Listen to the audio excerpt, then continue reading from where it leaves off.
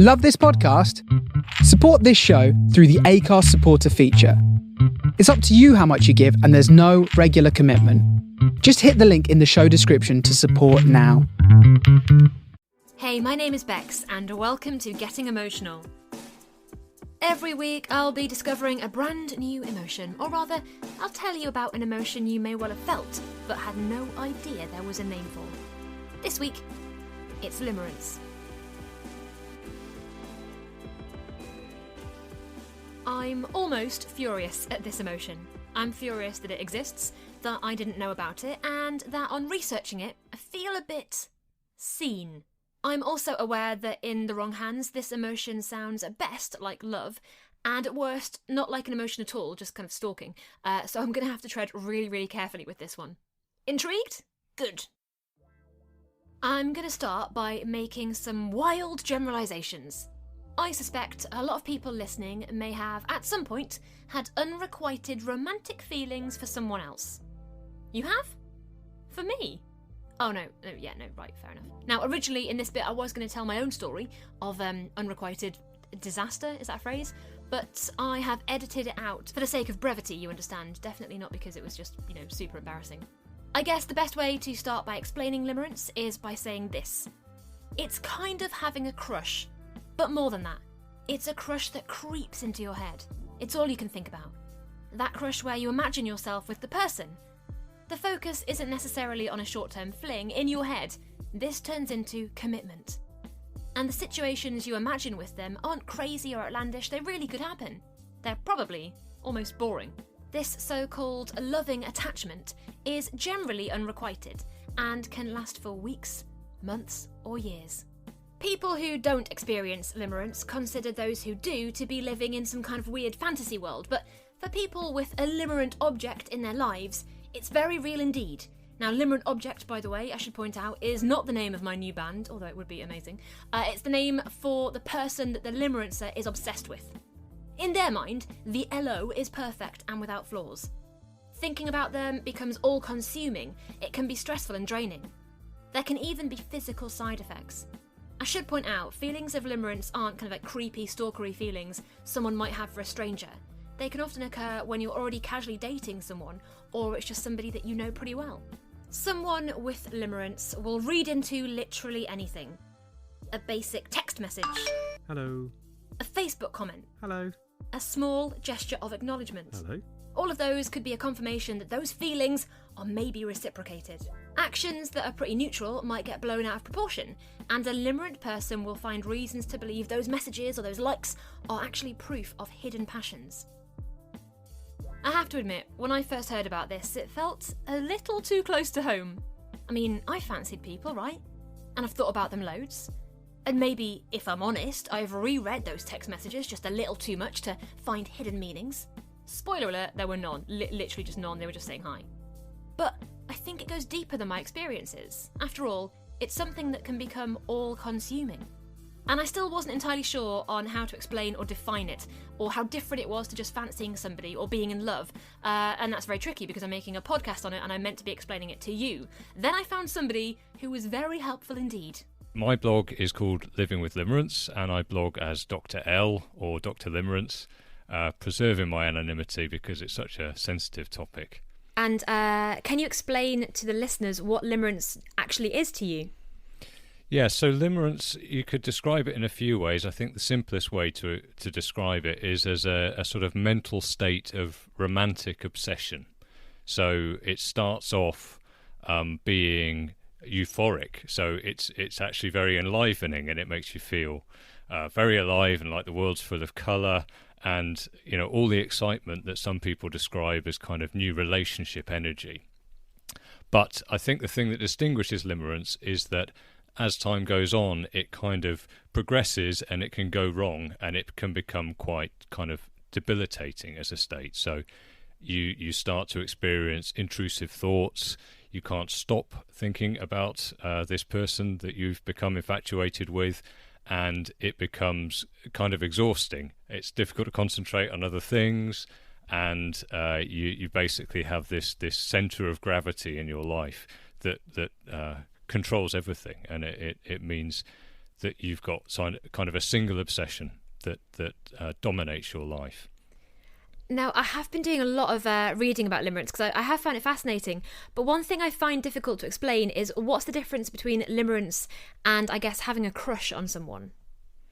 So some people would say it's that. It's essentially the same thing.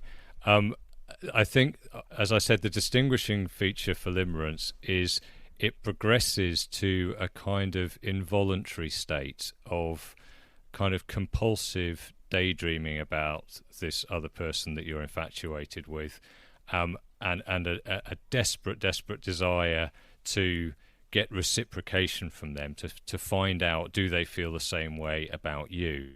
And one way that's been described, which I think is very useful in understanding it, is that it's like addiction to another person.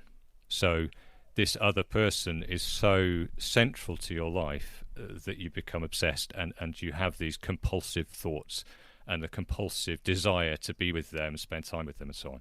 So at one level it could be seen as similar to a crush, but it's a bit deeper than a typical crush. It can last for much longer, and really it's the uncertainty around the term, I think, is whether you need that transition to a sort of pathological mental state, if you like, or certainly a distressing psychological state where you can't escape the thoughts that they're intrusive, and it becomes disruptive to your everyday life.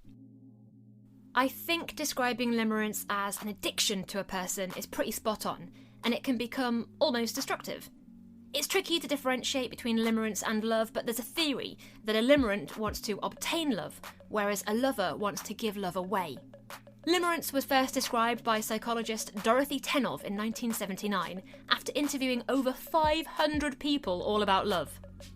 The research was furthered by Lynn Wilmot in Sussex, who described it as an involuntary, potentially inspiring state of adoration, involving intrusive and obsessive thoughts, contingent on perceived emotional reciprocation. Now, Dr. L told me that the modern definition of limerence includes psychological distress, and that depends on the relationship between the limerent and the LO. It's also argued that limerence is just an extension of romantic attraction and not a distinct state on its own. But to be honest, I've gone this far down the limerence rabbit hole, so I might as well continue. In some extremes, limerence can result in euphoria when it looks positive, despair when it all looks a bit bleak, shyness, stuttering, replaying every interaction with the other person over in your head, and even arranging your schedule to maximise your chance of bumping into that person. But don't fear, my limerencers, there are cures! Kind of? The first is reciprocation. Your crush likes you back. It plays out as you wanted. Maybe, in fact, most of your relationships have actually started with you as a limerent. You get together with your LO, you have a family, and the limerence that created your family turns into the love that will keep your family together.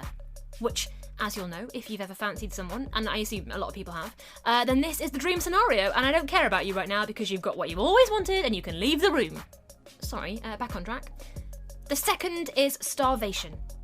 No contact with the person you connect with means gradually, and this could take a painfully long time, you're starved of contact. You wean yourself off of those emotions. Side note, I feel like this might be the hardest one. I mean, we've all had those people that you know you shouldn't text. You just can't help getting in touch with them to send like a meme or an article or something. And I mean, okay, what I'm saying here is, I think sometimes not texting someone back is easier said than done. But there are two more solutions. Maybe, as Dr. L says, you could just remind yourself they're human. My background is that I'm a neuroscientist, a research scientist, and so I'm interested in this at the level of the kind of the neurochemistry and what's going on in the brain that would lead you into this kind of mental state, this almost altered psychological state. So, you know, there are methods that you can use to reverse it. So limerents classically idealize their limerent object. So they focus on all the positive aspects of their life and everything that's appealing about them, and they will happily censor all of their negative characteristics because they have this romantic monomania. And of course, what you can do to try and undo some of that is to actively devalue the limerent object and compensate for that idealization and get a much more balanced view of them as an actual real person. So this is why I think I quite like the terminology limerent object, and I think Tenoff coined that deliberately because as limerents, we do objectify this person. We're not seeing them as a rounded human being with flaws and everything, all of the rounded reality of being a person. We see them as our idealized version of a kind of romantic avatar in some respects, and we project a lot of our own emotional needs onto them. So I think it's quite useful, actually, to keep that terminology and think of them as a limerent object, because until you stop objectifying them and looking at them in a more balanced way, you're not going to be seen as a person. Finally, there's transference. Put simply, you just move on to someone else. So there we have it, limerence. Maybe you view it as an extreme crush or a mild love.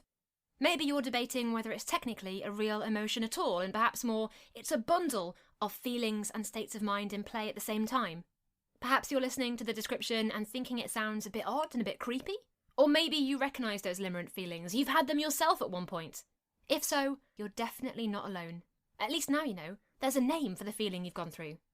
And also, there's a way out of it. This is Getting Emotional. And that was Limerence.